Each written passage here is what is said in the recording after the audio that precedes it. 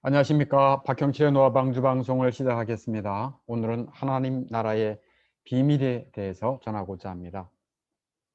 하나님 나라의 비밀. 여기서 비밀은 남들이 알아서는 안 되기 때문에 비밀리 전해지는 지식을 말하는 것이 아닙니다. 남들이 알아서는 안 되는 비밀리에 알려지는 지식을 말하는 것이 아닙니다. 여기서 비밀은 과거에는 감추어졌으나 때가 참에 공개적으로 알려지게 된 지식, 그것을 비밀이라고 말합니다. 예수님은 하나님의 나라 비밀을 너희에게는 주었다라고 말씀합니다. 제자들에게 하신 말씀이에요. 하나님의 나라의 비밀을 너희에게는 주었다. 예수님은 제자들에게는 하나님의 나라 비밀을 풀어서 알려주셨습니다. 이 비밀은 조금 이따가 말씀드리도록 하고요. 예수님의 주 사역지는 갈릴리 바다 근처였습니다. 그래서 마가복음 4장 1절에 보면 예수께서 다시 바닷가에서 가르치시니 큰 무리가 모여들거늘라고 기록되고 있습니다. 예수님은 가르치시는 선지자로 오셨어요. 최고의 선지자로 오셔서 하신 사역이 가르치고 전파하는 사역이었습니다. 킹덤, 즉 하나님의 나라를 가르치셨고 전했고, 그래서 맨 처음 예수님이 오셔서 이 땅에 사신 말씀이 때가 찼고 하나님의 나라가 가까이 왔다. The kingdom has come. 하나님의 나라가 가까이 왔으니 너희가 회개하고 복음을 믿으라 라고 말씀하셨어요. 킹덤, 하나님의 나라입니다. 하나님이 다스리는 나라입니다. 이 땅의 나라는 흥망성쇠가 있습니다. 또 무슨 정권 기껏해야 5년 10년 지나다가 그 정권은 무너져 내립니다. 그러나 하나님이 다스리는 나라는 영원합니다. 왜냐고요? 하나님께서 영원하시기 때문에 그렇습니다. 킹덤, 즉 하나님의 나라는 없어질 나라가 아니고 영원한 하나님의 나라입니다. 그 하나님의 나라에 대해서 예수님이 가르치시는 것입니다. 그 가르침을 받고자 하는 사람은 최고의 선생님께, 예수님께 겸손히 배움을 요청해야 합니다. 선지자로 오신 예수님께 굴복하고 따르는 자들에게는 하나님의 나라 비밀이 알려지게 됩니다. 누구에게 하나님의 나라 비밀이 알려졌다고요? 너희에게는. 너희가 누구입니까? 제자들입니다. 제자들은 예수님을 믿고 순종하며 따랐습니다. 제자들에게는 하나님의 나라 비밀이 알려졌지만 예수님을 따르지 않는 외인들에게는 하나님의 나라의 비밀이 감춰졌습니다. 무슨 말인지 들어도 몰랐다, 깨닫지도 못했다라고 하는 것입니다. 예수님께서는 하나님의 나라 비밀을 비유로 말씀하셨어요. 한번 보십시오. 맨 처음에 씨 뿌리는 자가 씨를 뿌렸는데 길바닥, 딱딱한 길바닥, 사람들이 다니는 길바닥에 떨어졌다고 말합니다. 어떤 씨. 그 씨는 마가복음 4장 14절에 보니까 말씀이다 라고 예수님이 말씀하고 있어요. 즉 진리의 말씀, 구원의 복음이죠. 그래서 길바닥에 더러는 씨가 뿌려졌는데 하면서 예수님이 이렇게 해석해 주셨어요. 말씀을 들었을 때 사단이 와서, 즉시 와서 그들에게 뿌려진 말씀을 빼앗는 것이다. 길바닥에 뿌려진 하나님의 말씀은 사단이 와서 빼앗아 가버렸다는 겁니다. 사단은 사람이 진리의 말씀을 듣고 구원받아 하나님의 나라 들어가는 것을 죽도록 싫어해요. 자기와 같이 지옥불에 들어가기를 바라는 거죠. 물귀신 작전이라 그러잖아요. 물귀신이 너도 죽고 나도 죽지 않라는 거예요. 사단은 어차피 지옥에서 영원히 멸망당할 운명이기 때문에 한 사람이라도 더 같이 지옥 가기를 원하는 것입니다. 그래서 하나님의 말씀이 뿌려질 때, 즉 설교를 듣거나 진리 말씀을 들을 때 그들의 마음에서 빼앗아 갑니다. 길바닥은 사람들이 지나다니면서 딱딱해져 있잖아요.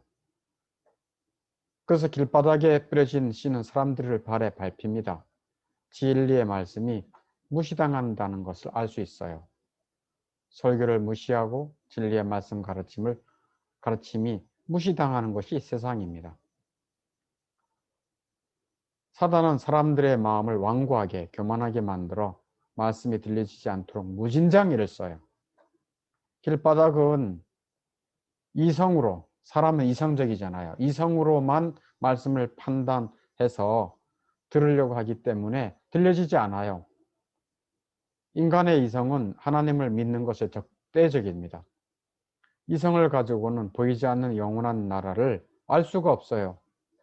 당연히 이해가 안 되죠. 왜? 영적인 세계의 일을 어떻게 보이는 세계에 살고 있는 우리 인간이 이해하려고 하겠습니까? 그와 못한 같은 피조물인 동물도 이성을 가진 인간의 세계를 이해할 수가 없습니다. 그 높은 문화 수준을 이해할 수가 없습니다. 똑같이 먹고 마시고 새끼 낳고 자고 죽고 하지만 인간이 가진 높은 문화 수준을 짐승이 이해할 수가 없는 것입니다. 똑같은 피조물이지만 그 세계가 너무 차원이 달라요. 그런데 보이는 세상에 있는 이성적인 인간이 보이지 않는 하나님의 나라, 영적인 세계를 이성을 가지고 알 수 없다, 그런 얘기입니다. 이성을 가지고는 신앙을 가질 수가 없습니다. 이성을 가지고는 신앙을 가질 수가 없습니다. 사람의 이성은 그동안 세상 교육으로 잘못된 편견을 가지고 있어요. 그리고 사람의 이성은 자기 고집, 자기 주장이 강합니다. 그래서 이런 말이 있어요. 인간의 이성은 세상에서 가장 난폭한 짐승이다. 인간의 이성은 이 세상에서 가장 난폭한 짐승이다 라고 말합니다. 이성이 신앙을 따라가야지 이성이 앞서면 안 됩니다. 마치 별이 태양에서 빛을 받아 비추어야 순서입니다.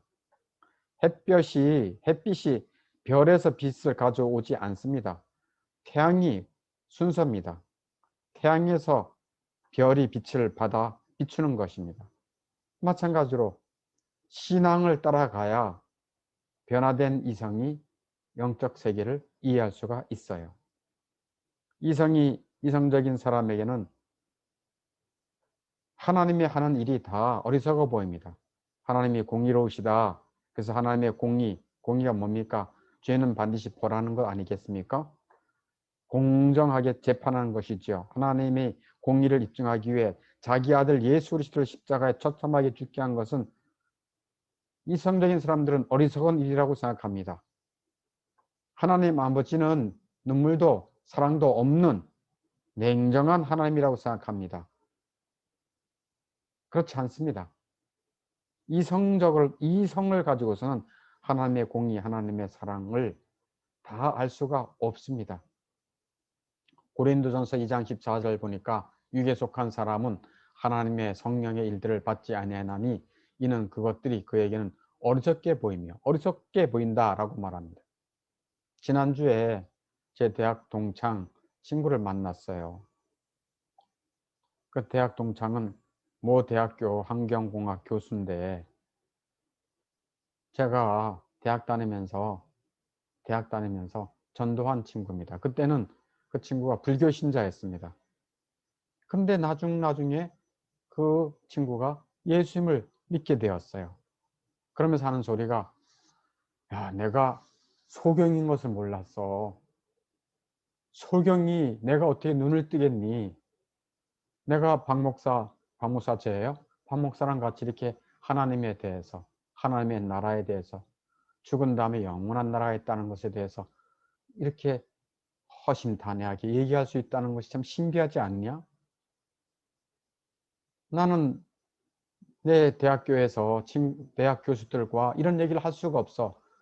무신론자인 그 교수는 없는 하나님에 대해서 왜 말하냐고 화를 내고 정말 수준 이하로 나를 보는 거야. 내가 어떻게 영적인 소경이 눈을 뜨게 됐겠니? 이게 내 힘으로 됐냐? 아니잖아. 은혜로 된 거 아니야? 어느 순간에 성령께서 내 눈을 열어주신 거 아니야?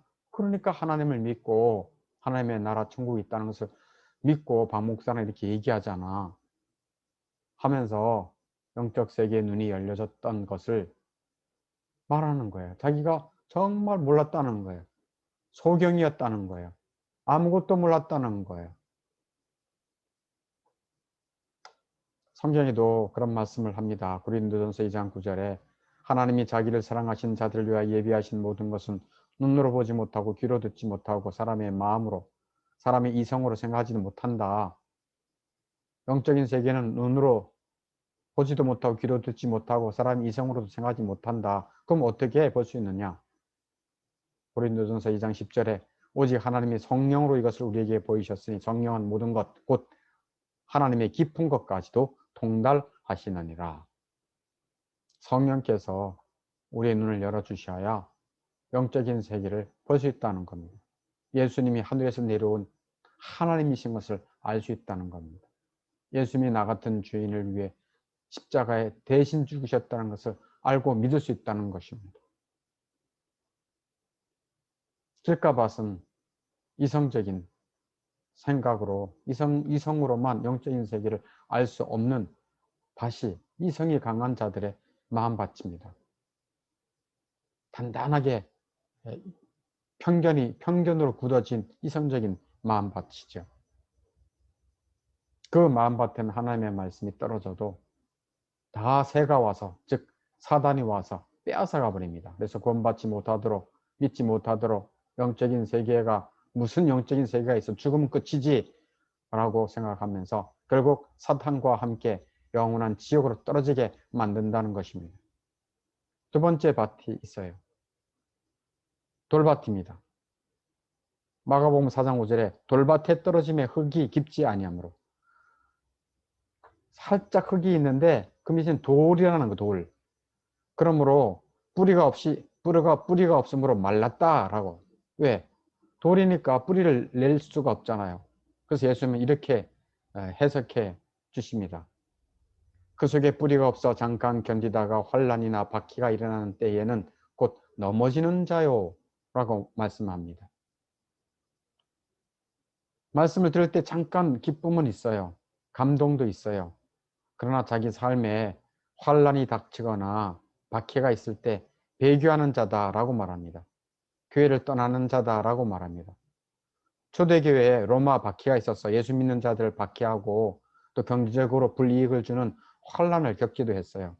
그럴 때 이 돌밭과 같은 사람들은 예수님을 배교하고 교회도 떠났습니다. 지금도 마찬가지입니다. 우리나라도 코로나로 인해서 예배를 금지한다.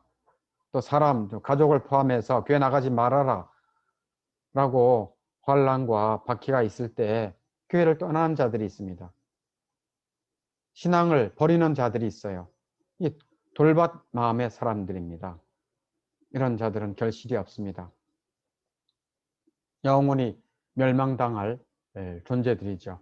물론 이렇게 교회를 떠났다가 다시 돌아오는 사람들이 있습니다. 회개하고 돌아온다면 그 기가 막힌 은혜겠죠. 또 말씀의 씨가 떨어지는 밭이 있는데 가시떨기 밭입니다. 마가복음 4장 7절에 가시떨기에 떨어짐에, 말씀의 씨가 가시떨기에 떨어짐에 가시가 자라 기운을 막음으로 결실하지 못하였다라고 말씀하고 있어요. 길바닥 마음과 돌밭 마음의 사람처럼 가시떨기에 떨어진 씨앗도, 이 말씀도 결실하지 못한다라고 말씀하고 계신 것입니다. 예수님이 말씀하신 거예요. 그래서 예수님이 이렇게 해석을 합니다. 마가복음 4장 19절에 세상의 염려와 재물의 유혹과 기타 욕심이 들어와 말씀을 막아 결실하지 못하게 되는 자요 라고 말합니다. 가시떨기 밭은 세상의 염려, 세상 재물의 유혹, 세상 욕심이 이 가시떨기입니다. 그래서 교회 와서 말씀을 듣고 또 조금 가시떨기 밭이니까 조금 약간 자라겠죠. 그렇지만 가시에 찔려서 여기저기 찢겨서 결실하지 못하게 됩니다. 이 가시떨기 밭의 사람의 마음은 공통점이 세상이다. 세상. 세상 염려가 많은 자, 세상 재물의 유혹에 빠지는 자, 세상 욕심에 빠지는 자, 이들의 관심사는, 이 사람들의 관심사는 하나님의 나라가 아닙니다. 세상입니다. 세상에서 어떻게 하든지 잘 먹고 잘 살고, 세상에서 돈 많이 벌고, 세상에서 성공하는 것입니다. 그러다 보니까 세상 염려, 재물의 유혹, 세상 욕심에 둘러싸여서 하나님의 나라를 볼 수 없는 것입니다. 당장 눈에 보이는 세상이 우선입니다. 노아 홍수 때도 그랬습니다. 노아 홍수 때에도 세상 사람들이 당장 먹고 마실 것을 위해서 살았어요. 그래서 장가가고 시집가고 먹고 마시고 팔며 장사하고, 그 노아의 홍수가 와서 내일 멸망하는 것도 모르고 그냥 세상에 빠져 살았던 자들이 이 가시떨기밭 마음의 사람들이다 라고 알면 되겠습니다. 세상은 볼 수 있지만 하나님의 나라를 볼 수 없는 소경인 것입니다. 소경에게 중요한 것이 무엇입니까? 소경인데 값비싼 옷을 구입하는 것이 중요합니까? 소경인데 저택, 넓은 아파트에 사는 것이 그렇게 중요합니까? 소경에게 가장 중요한 건 무엇입니까? 볼 수만 있다면 그것이 최고 아니겠습니까? 볼 수만 있다면 그 다음엔 다른 것은 그 후에 나타날 수 있는 거예요. 영원한 하나님의 나라와 영광스러운 하나님의 나라에 대해서는 소경인 사람이 이 땅에서 학벌, 재물, 멋진 집이 무슨 위로가 되겠습니까? 부질없고 어리석은 자일 뿐이라고 말할 수 있습니다. 그래서 하나님의 나라, 영원한 나라에 소망이 없는 자들은 돈을 많이 가질수록 허무하고, 세상 사람들에게 유명해질수록 공허하고, 여기저기 세상을 다니면서 이것저것 다 보아도 만족함이 없고 눈이 채워지지 않는 것입니다. 이렇게 가시떨기 밭은 온전히 그들의 관심이 세상적인 사람들이, 하나님의 나라에 대해서 눈이 먼 자들이, 그래서 세상 염려, 세상 재물의 유혹에 넘어가고 빠지고, 그리고 세상 욕심이 들어와서 교회 와서 말씀을 듣고 교회 다니기는 하지만은 결실하지 못하는 자란 것입니다. 그런데 결실하는 자 있습니다. 하나님의 나라 비유의 말씀 중에 결실해서 하나님의 나라의 백성이 되는 자들입니다. 이 자들은 좋은 땅의 사람들이에요.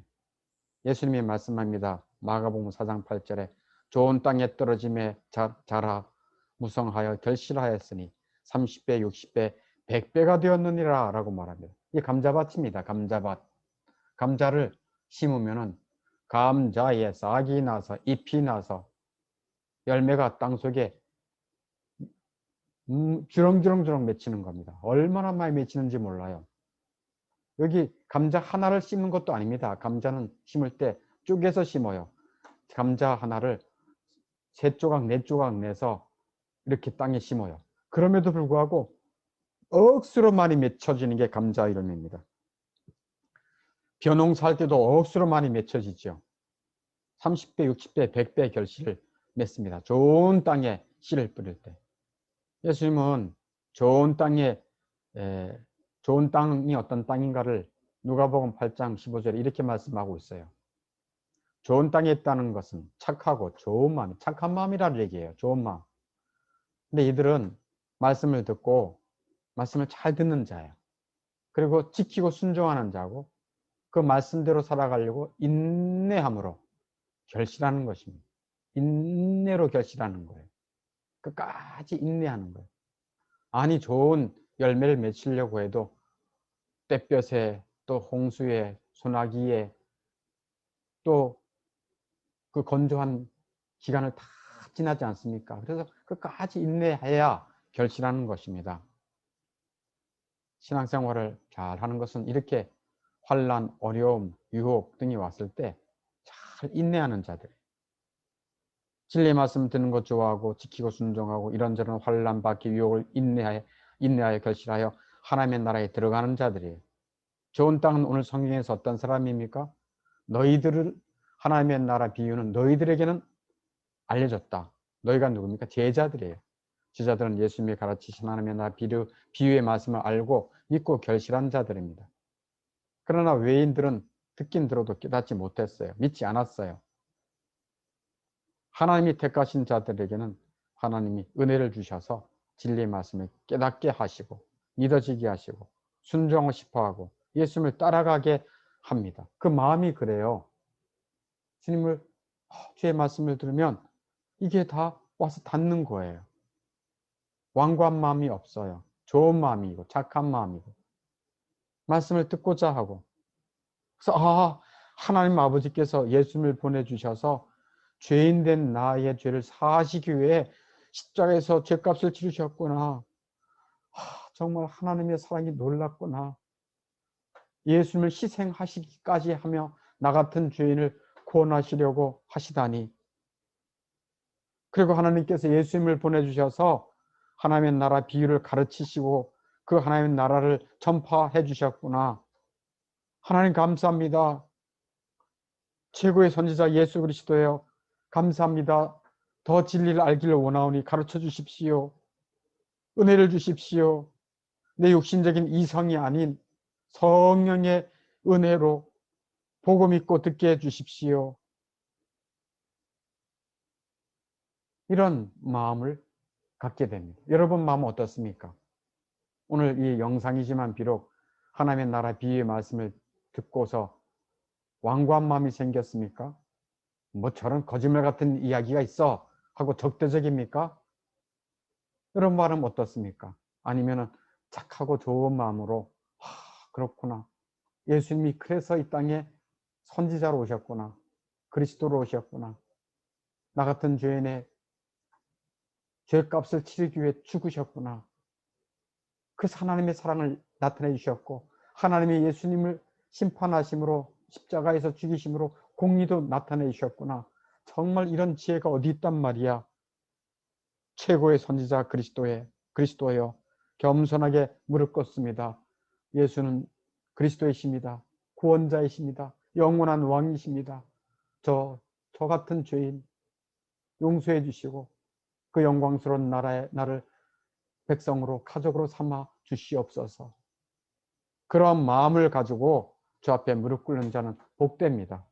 아직 그런 마음이 없다고 한다면 그런 마음을 달라고 겸손하게 주 예수님께 또 주 하나님께 간구할 수 있기를 바랍니다. 오늘은 여기까지 하겠습니다. 노아방주 방송을 마치겠습니다. 다음에 또 좋은 소식을 가져오겠습니다.